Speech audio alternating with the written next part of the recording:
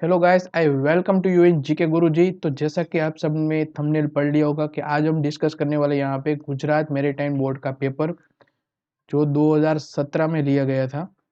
2017 का ये पेपर है, ठीक है। इसमें सिविल के हमारे 100 एमसीक्यू हैं जो अब यहाँ पे डिस्कस करने वाले हैं। तो बिना टाइम खोटे के चलो स्टार्ट करते हैं। विच of the following is a vector quantity. तो यहाँ पे आपको आइडेंटिफाई करना है यहाँ पे वेक्टर क्वांटिटी कौन सी है। तो जैसे कि आपको पता है दो क्वांटिटी होती है, एक तो वेक्टर होती है और दूसरी स्केलर होती है। तो आपको यहाँ पे आइडेंटिफाई करना है कि इसमें वेक्टर क्वांटिटी कौन सी है। तो यहाँ पे वेक्टर क्वांटिटी है वेट। वेट यहाँ पे वेक्टर क्वांटिटी है, बाकी स्केलर है। तो सेकंड क्वेश्चन, एफ यहाँ पे फ्रिक्शन दिया गया है, N is equal to normal reaction बताया गया है और आपको बताना है कि यहाँ पी म्यू क्या है, यहाँ मतलब कि कोफिशिएंट ऑफ फ्रिक्शन क्या है। तो ये नॉर्मल क्वेश्चन है इंजीनियरिंग मैकेनिक्स का, एफ बाई एन। ये सब आप लोगों को मालूम ही होगा, हम ऐसे छोटे छोटे क्वेश्चन में ज़्यादा टाइम नहीं लेंगे। Question number 3, the type of support provided on the end of a bridge. इसमें आपको पूछा गया है कि आप एंड ऑफ द ब्रिज जहाँ पे पियर्स खत्म होते हैं वहाँ पे आप कौन सा सपोर्ट प्रोवाइड करते हैं। तो वहाँ पे हम रोलर सपोर्ट प्रोवाइड करते हैं बिकॉज ऑफ द टेम्परेचर के कारण जो भी चेंजेस आते हैं उसको प्रिवेंट करने के लिए। Question number 4, if the resultant of two concurrent forces is zero the angle between them is what. तो आपको यहाँ पे क्या पूछा गया है कि अगर दो कॉनकरेंट फोर्सेस है, अगर कॉनकरेंट फोर्सेस हम किसको कहते हैं, जो एक ही लाइन में एक ही पॉइंट पे यहाँ पे लाई करते हो इस तरीके से, ठीक है। और यहाँ पे उसको ये भी बताया गया कि जीरो उसका रिजल्टेंट है। तो रिजल्टेंट जीरो कब आएगा, जब वो एक दूसरे के अपोजिट जब एक्ट करेंगे और दूसरों का मैग्नीट्यूड एकदम सेम होगा, साइन चेंज होंगी, तो इसका रिजल्टेंट जीरो आएगा। तो इस दोनों का एंगल क्या होगा, इट्स अ 180 एंगल। ओके, तो यहाँ पे आंसर होगा 180। Question number 5, if a mass m is held at a height h the potential energy stored in it what। तो पोटेंशियल एनर्जी आपको यहाँ पे पूछी गई है। अगर आपको कॉमन नॉलेज भी है तो आपको डायरेक्ट ये क्वेश्चन mgh से लगा देंगे। और दूसरा पूछा जाएगा इसमें काइनेटिक एनर्जी क्या होगी, तो 1/2 mv²। Question number 6, minimum bearing of a lintel. Bearing of lintel पूछा गया है कि मिनिमम कितना होता है, तो 150 सेंटीमीटर 15 सेंटीमीटर होता है, सॉरी। और यहाँ पे आपको ये ऑप्शन में आप अगर चेंज करें तो ऐसा भी हो सकता है, यहाँ पे 150 mm भी दिया जा सकता है और इसको आप मीटर में भी आपको एग्जाम में पूछा जा सकता है। अगर एक क्वेश्चन रिपीट हुआ तो ये चेंजेस इसमें हो सकते हैं। Which type of foundation is most suitable for black cotton soil. तो जैसे कि आप सबको पता है कि ब्लैक कॉटन सोइल सबसे ज़्यादा वॉल्यूम चेंजेस दिखाती है, ठीक है। तो उसके लिए हम नीचे उसके बल्ब प्रोवाइड करते हैं। तो बल्ब हम किस किस तरीके के बल्ब होते हैं, इस तरीके से हम यहाँ पे बल्ब प्रोवाइड करते हैं इस फुटिंग में। तो ऐसे फुटिंग को हम क्या कहेंगे, तो ये है अंडर रिम पाइल फुटिंग, ठीक है। और ये बल्ब का साइज यहाँ पे अगर ये डी साइज का यहाँ पे इसका है तो यहाँ पे बल्ब इसका 2 to 3 टाइम्स होगा। Vertical face of wall on the side of floor, side of door and window. Vertical face of wall होता है, उसकी साइड को हम क्या बोलते हैं, डोर और विंडो में दोनों में कॉमन लगा के चले तो इसको हम रिवील बोलते हैं, ठीक है। ये एक्सटर्नल होता है, ठीक है, एक्सटर्नल। नॉर्मली अगर आपको यहाँ पे जंप किसको बोलते हैं, तो वर्टिकल साइड को ही हम जंप बोलते हैं, ठीक है। ये भी आपको ध्यान में रखना है। Stretcher bond is possible only in half bricks wall. Stretcher bond सिर्फ हाफ ब्रिक्स वॉल में पॉसिबल होता है। टेपरिंग स्टेप प्रोवाइड जो चेंज डायरेक्शन ऑफ स्टेयर। तो उसका आंसर क्या होगा यहाँ पे, उसको हम बोलते हैं winders. Question number 11, the gauge mortar is obtain by adding which of the ingredient to cement. तो सीमेंट में क्या मिलाने से गेज मोटर बनता है, तो सीमेंट में सैंड एंड लाइम ये दोनों मिलाने से गेज मोटर बनता है। Question number 12, the length of masonry wall exceed, मतलब इस पर्टिकुलर क्वेश्चन में आपको पूछा गया थी आप कितनी ज्यादा जब आप मेसनरी वॉल बनाते हैं तो उसकी कितनी लेंथ से ज्यादा हो जाए तब आप वहां पे एक्सपांशन जॉइंट प्रोवाइड करते हैं। तो यहाँ पे उसका आंसर होगा 40 मीटर से अगर ज्यादा हो जाए वॉल की लेंथ तो हम वहां पे एक्सपांशन जॉइंट प्रोवाइड करते हैं।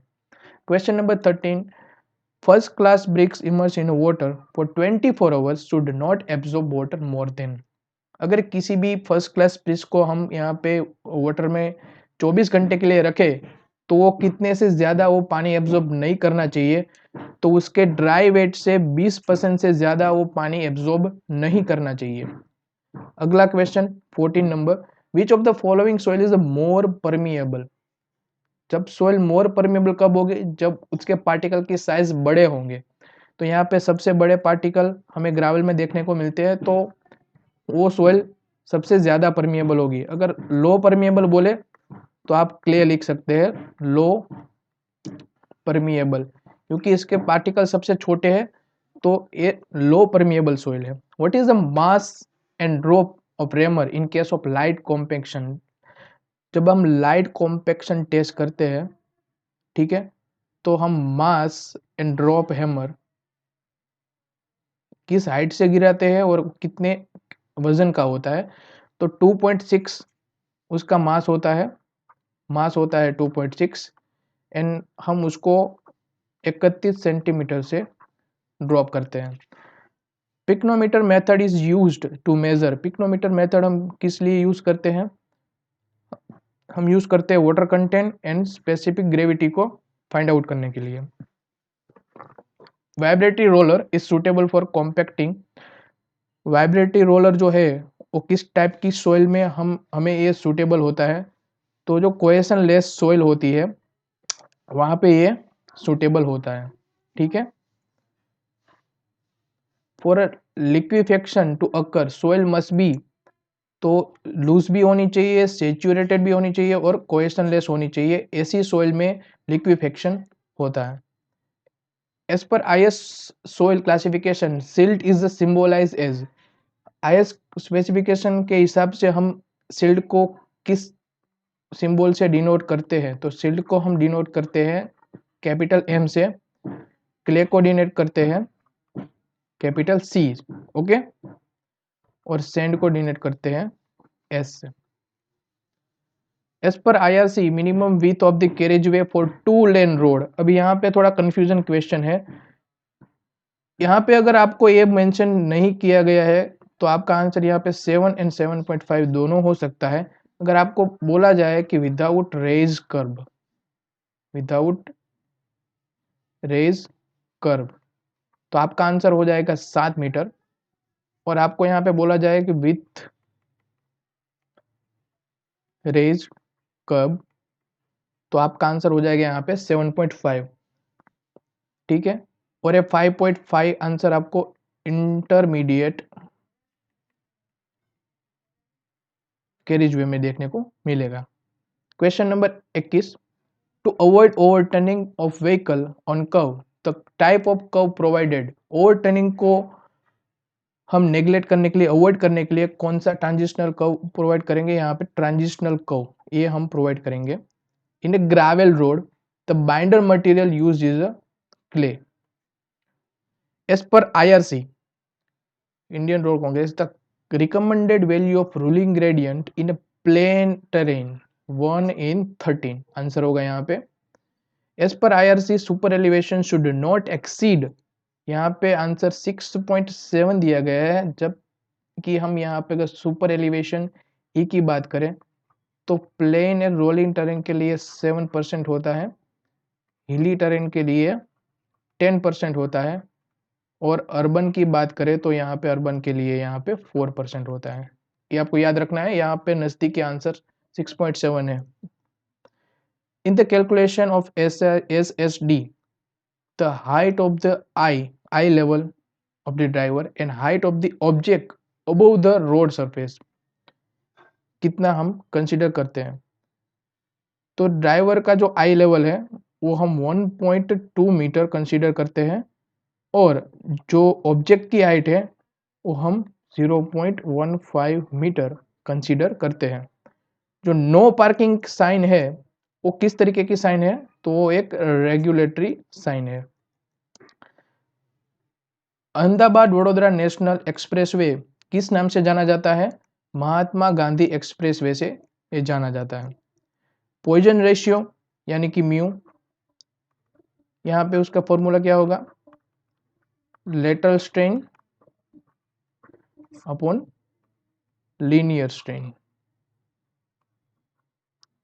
ठीक है, अगला question, for a square of side D the moment of inertia about central axis. यहाँ पे आपको मोमेंट ऑफ इनर्शिया पूछा गया है, तो ये चीजें आपको सीधे डायरेक्ट याद होनी चाहिए। इसका आंसर होगा a⁴/36। A cantilever beam is subjected to UDL, cantilever beam जो कोई है, जो UDL है उस पर uniformly distributed load W kilo newton per metre on entire length, the volume of a bending moment at a fixed end. यहाँ fixed end पे उसका बेंडिंग मोमेंट क्या रहेगा, तो इसका बेंडिंग मोमेंट होगा WL²/8। ये स्टैटिक है सब कुछ, ये फिगर्स आपको याद होने चाहिए। In a beam where shear force is 0, जहाँ पे शियर फोर्स 0 है वहाँ पे बेंडिंग मोमेंट क्या होगा, तो कि मैक्सिमम होगा वहाँ पे।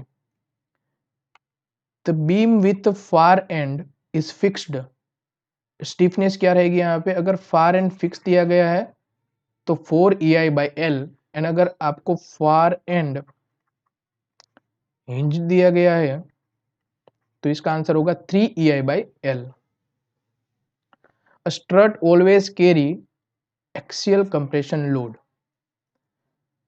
For long column, if both end are fixed, its effective length will be, अगर both end fixed है, यहाँ पे मैंने यहाँ पे मेंशन किया हुआ ये है, अगर उसका both end fixed है तो L/2 उसका इफेक्टिव लेंथ हो जाएगा।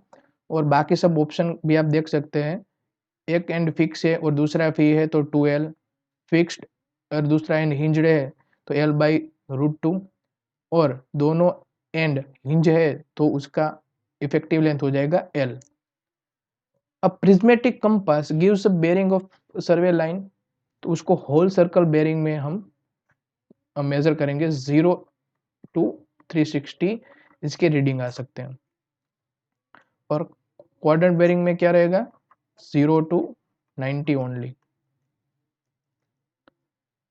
In a leveling staff station on which both back side and fore side is taken, हम किस पॉइंट पे BS और FS दोनों लेते हैं, तो चेंज पॉइंट पे हम दोनों रीडिंग लेते हैं।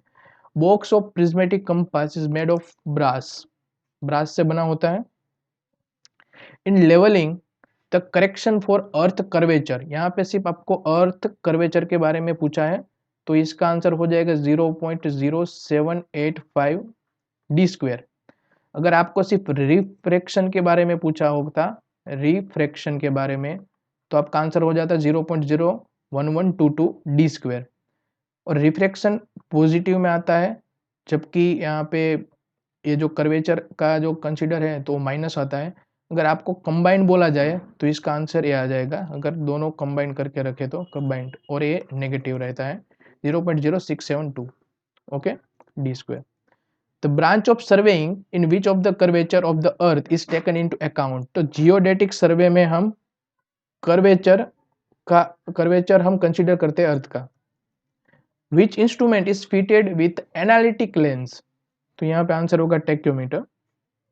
विच of the following scale is the largest one, इसमें से नीचे दिए गए में से कौन सा स्केल सबसे बड़ा स्केल है, तो जिसके डिनोमिनेटर में ज्यादा नंबर है वो स्केल छोटा है, बट जिसके डिनोमिनेटर में कम है वो बड़ा है। जैसे कि यहाँ पे हमारा आंसर हो जाएगा 1 सेंटीमीटर 50 मीटर क्यों, अगर इसको हम यूनिट एक करें तो 50 सेंटीमीटर मीटर में कन्वर्ट करेंगे तो 0 तो 1 in 5000 हो जाएगा। और इसको अगर हम सिंप्लीफाई करें तो 1 सेंटीमीटर 50, पहले सेंटीमीटर को मीटर में कन्वर्ट करो 00 और किलोमीटर में, तो ये ज़्यादा हो जाता है, ठीक है, तो ये नहीं आएगा, हमारा आंसर ए आंसर रहेगा, ठीक है।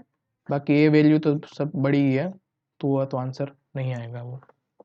तो Newton's law of viscosity gives a relation between, तो न्यूटन का विस्कोसिटी लॉ है वो किसके बीच में रिलेशन शो करता है? तो आप सब लोग जानते हैं tau is equal to mu D theta by D Y at D U by D theta, ये फॉर्मूला आप जानते हैं।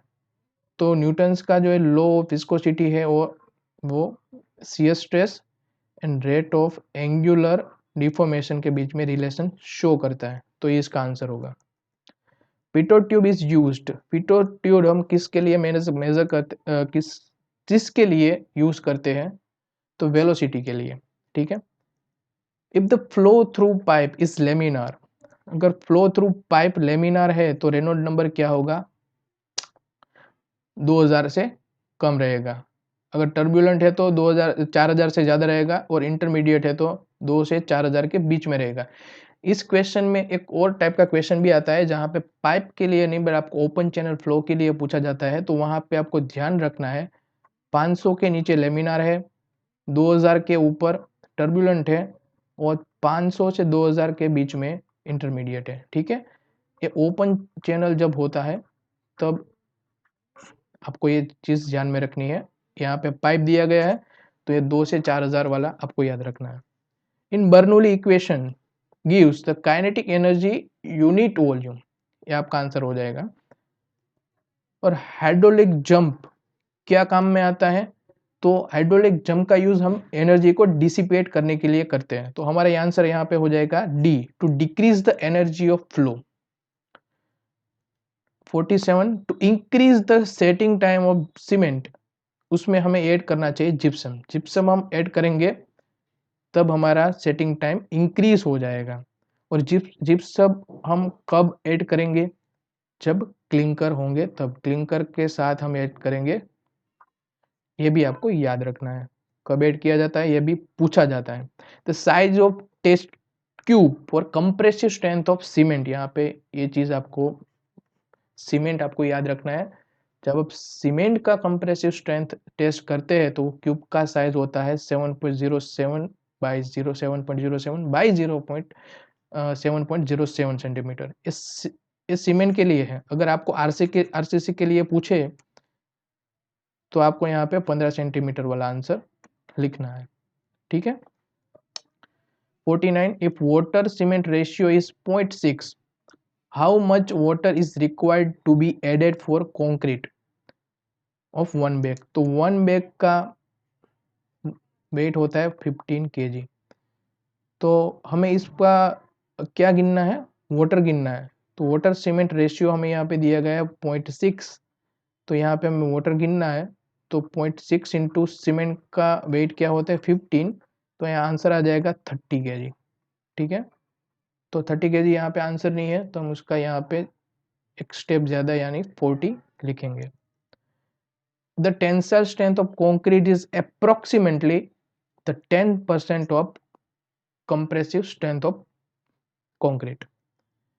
The test for workability of concrete is, workability के लिए कौन कौन से टेस्ट होते हैं यहाँ पे? तो slump test, compaction factor test and flow test, ये तीनों टेस्ट हम वर्केबिलिटी के लिए ही करते हैं। तो कुचलिंग का फॉर्मूला आपको यहाँ पे पूछा गया है फायर डिमांड के लिए, तो 3182 अंडर रूट बाई पी, यहाँ पी की वैल्यू 1000 में होती है, ठीक है, ये आपको याद रखना है। The drinking water will safe if it's BOD is, drinking water कब सेव होगा? जब इसमें बीओडी एकदम जीरो होगी, मतलब कि उसमें एक भी जो भी हार्म पार्टिकल्स नहीं होंगे, तब वो सेफ होगा पीने के लिए। पीओडी है मतलब उसमें कुछ चीज है जो कंपोज हो सकती है। Tintometer is the measure is the instrument used to measure which physical quantity of water, टिंटोमीटर हम यूज करते हैं कलर्स के लिए, ठीक है, कलर फाइंड आउट करने के लिए। और ऑर्डर के लिए ऑस्मोस्कोप एंड टर्बिडिटी के लिए Jackson turbidity meter. As per IS 105001991, the commonly acceptable limit for turbidity of drinking water. Acceptable limit आपको यहाँ पे पूछी गई है. एक्सेप्टेबल लिमिट हमें 5 से 10 पता होती है, तो 5 होती है वो एक्सेप्टेबल होती है और ये रिजेक्टेबल होती है. ठीक है, 10 से ज़्यादा रिजेक्ट कर देंगे, 5 तक हम एक्सेप्ट करते हैं. तो 5 यहाँ पे आंसर होगा इसका. तो valve provided in water supply line to remove silt के रिमूव करने के लिए जो हम वाल्व प्रोवाइड करते हैं उसको स्कोर वाल्व बोलते हैं. अ pipe carrying discharge from water closet and urinal is cooled. Water closet and urinal को हम डिस्चार्ज किस में करते हैं, तो सोइल पाइप में इसका डिस्चार्ज होता है. और फाउल गैस को बाहर निकालने के लिए हम वेंट पाइप का यूज करते हैं और बाकी वेस्टेज के लिए हम वेस्ट पाइप का यूज करते हैं. किचन ऐसे कुछ वेस्ट के लिए वेस्ट पाइप यूज करते हैं.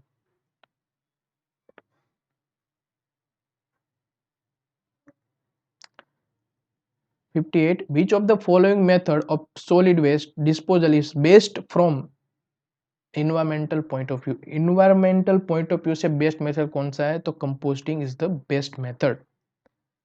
Minimum content of DO in river water required to protect fish life. Fish life को प्रोटेक्ट करने के लिए 4 ppm तो होना ही चाहिए. 60.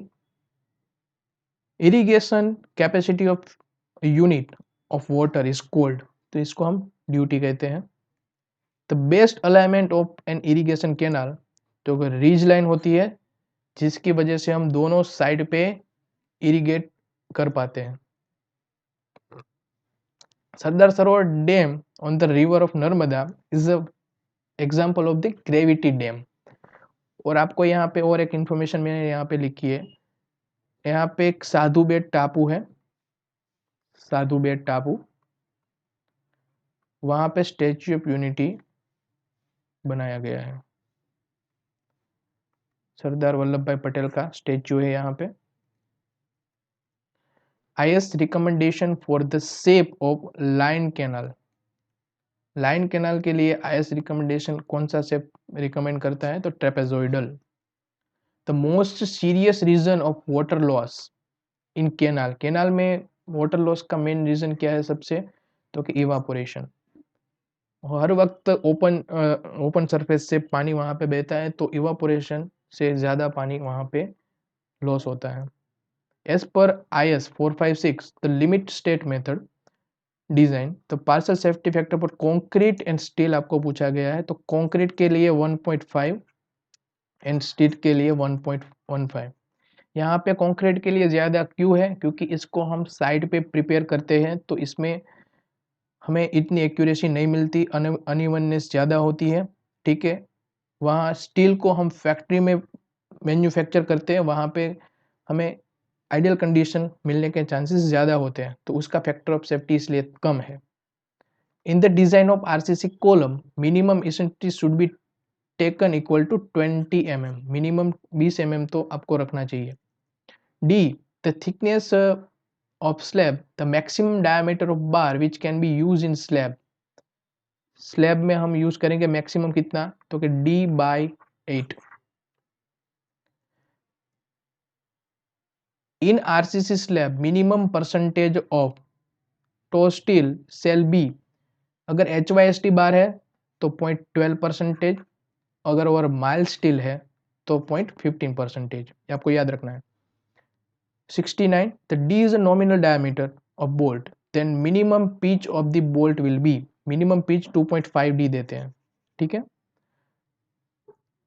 Which of the steel section is considered the best plastic?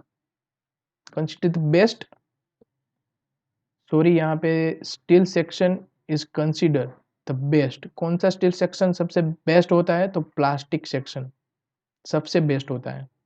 और सबसे वर्स्ट कौन सा होता है, तो कि स्लेंडर सेक्शन वर्स्ट होता है. The slenderness ratio of lacing bar should not exceed. Lacing bar के लिए पूछा है, स्लेंडरनेस रेशियो यहाँ पे 145. For design of roof trusses VZ is a design wind speed and design wind pressure will be, यहाँ पे PZ आपको बताना है, तो PZ होगा 0.6 VZ स्क्वायर. ठीक है. L is equal to span of purlin, then minimum depth of the purlin should be, यहाँ पे दो केसेस होते हैं. यहाँ पे अगर परपेंडिकुलर आपको यहाँ पे दिया जाता है तो यहाँ पे आपका आंसर L/45 हो जाएगा, और पैरेलल के लिए L/16 हो जाएगा. जब यहाँ पे कुछ मेंशन नहीं किया गया है तो आंसर हम लिख सकते हैं, बट यहाँ पे L/45 दिया हुआ है. The double mass curve is used for, double mass curve हम किस चीज के लिए यूज करते हैं, तो decide consistency of rain gauge station. ठीक है. 75 the earth layer which contain an low movement of water, तो यहाँ पे एक्वीफर आएगा इसका सही answer. The hydrograph is a plot of, hydrograph हम किसके बीच में प्लॉट करते हैं, तो डिस्चार्ज वर्सेस टाइम. ठीक है. Which of the following ingredient impart plasticity to the bricks, bricks में प्लास्टिसिटी कौन सा इंग्रेडिएंट प्रोवाइड करता है, तो यहाँ पे आंसर होगा एल्यूमिना. एल्यूमिनिया यहाँ पे प्लास्टिसिटी इम्पार्ट करता है. The lime use for white washing, white washing के लिए हम रिच लाइम यानी कि फेट लाइम, इसको हम रिच लाइम भी बोलते हैं, रिच लाइम.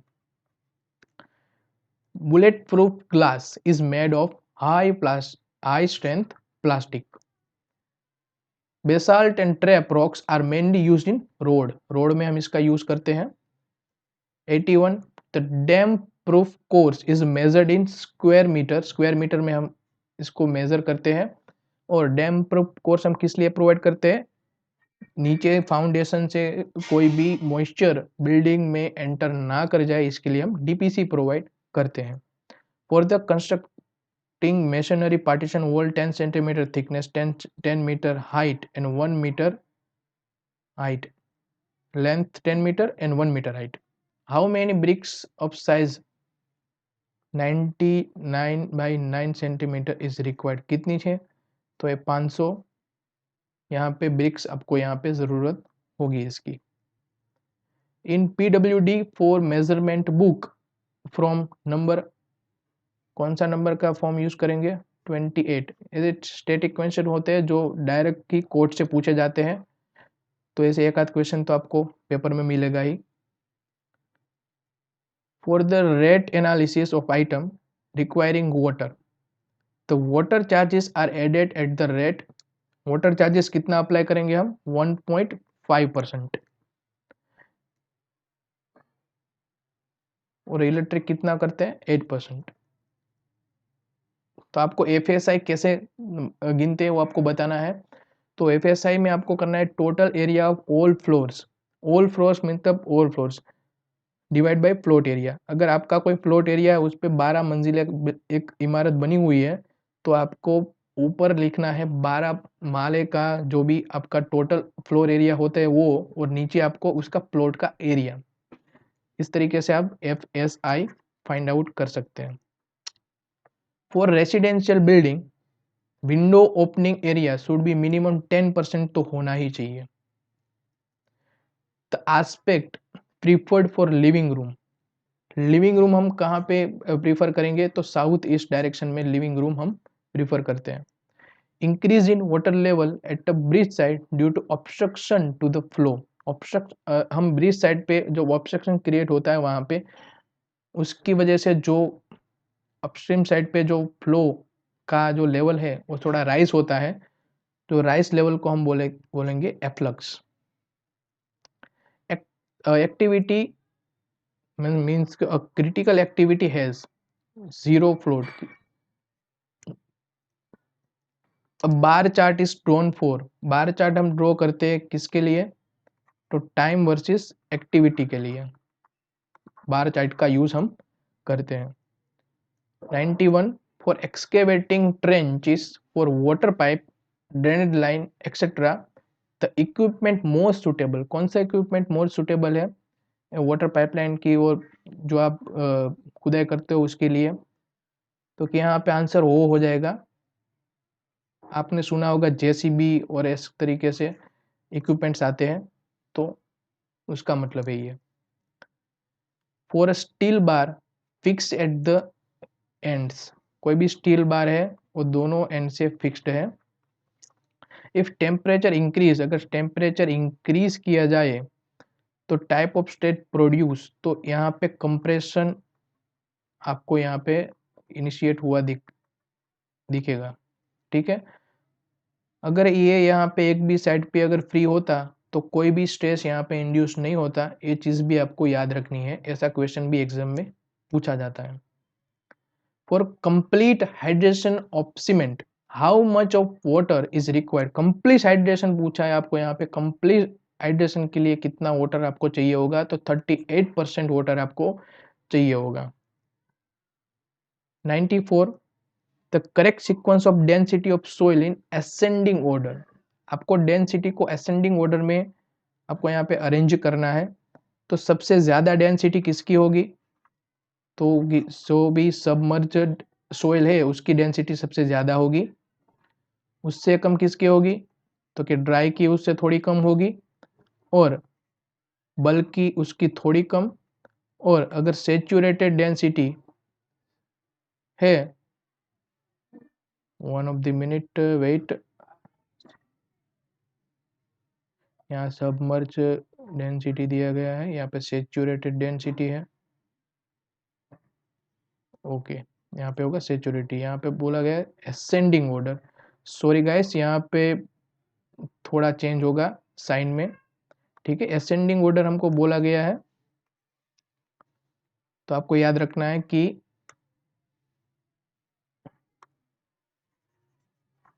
सबसे जो भी कम होगी उसको पहले आपको यहाँ पे अरेंज करना है। तो सबसे कम होगी किसकी, तो से जो सबमर्ज होगा उसकी सबसे कम होगी, और उससे ज़्यादा होगी गामा डी, उससे ज़्यादा होगी गामा बी, और सबसे ज़्यादा होगी गामा सेचुरेट की। ये इसका सही आंसर है। ठीक है, यहाँ पे याद रखिएगा असेंडिंग ऑर्डर बोला गया है, पढ़ने में गलती हो जाती है तो यहाँ पे गलत आंसर भी आ सकता है। ठीक है, for excavation of foundation the standard value of lift and lead, मतलब कितना उठा सकते हैं और कितना ओरिजेंटल में ट्रैवल कर सकते हैं, वर्टिकल और ओरिजेंटल कितना ट्रैवल कर सकते हैं, तो 1.5 metre lift and up to 30 metre इसका आंसर रहेगा।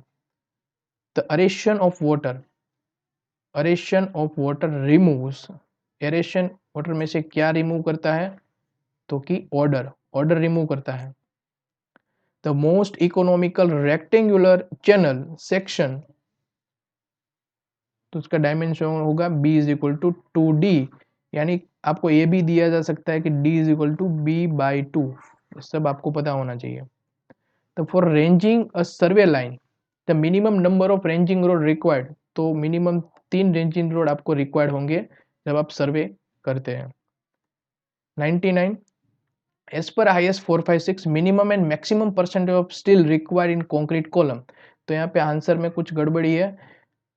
मिनिमम कॉलम में कितना स्टील जाएगा, 0.8%, और मैक्सिमम कितना जाएगा, तो कि यस ओके 6%। मैक्सिमम इतना, मिनिमम इतना, ये आपको याद रखना है। 100th question, for no tension at base of the dam the resultant must cut the base in the central portion b/3। ठीक है, तो ये यहाँ पे 100 क्वेश्चन खत्म होते हैं। तो एक गुजरात मैरीटाइम बोर्ड का पेपर था, ये पेपर इसलिए सोल्व करवा रहा हूँ क्योंकि यहाँ पे नवंबर मंथ में इसका गुजरात मैरीटाइम बोर्ड का क्वेश्चन पेपर है। तो वहाँ पे आपको थोड़ा बहुत आइडिया लगेगा कि किस तरीके से क्वेश्चन और किस किस सब्जेक्ट में से कैसे कैसे क्वेश्चन पूछे जाते हैं। ठीक है, और एक पेपर हम सोल्व करेंगे गुजरात मैरीटाइम बोर्ड का, वो अगले वीडियो में हम डिस्कस करेंगे। तो यहाँ पे ही ये वीडियो ख़त्म करते हैं, मिलते हैं अगले वीडियो में। तब तक के लिए जय हिंद, जय भारत।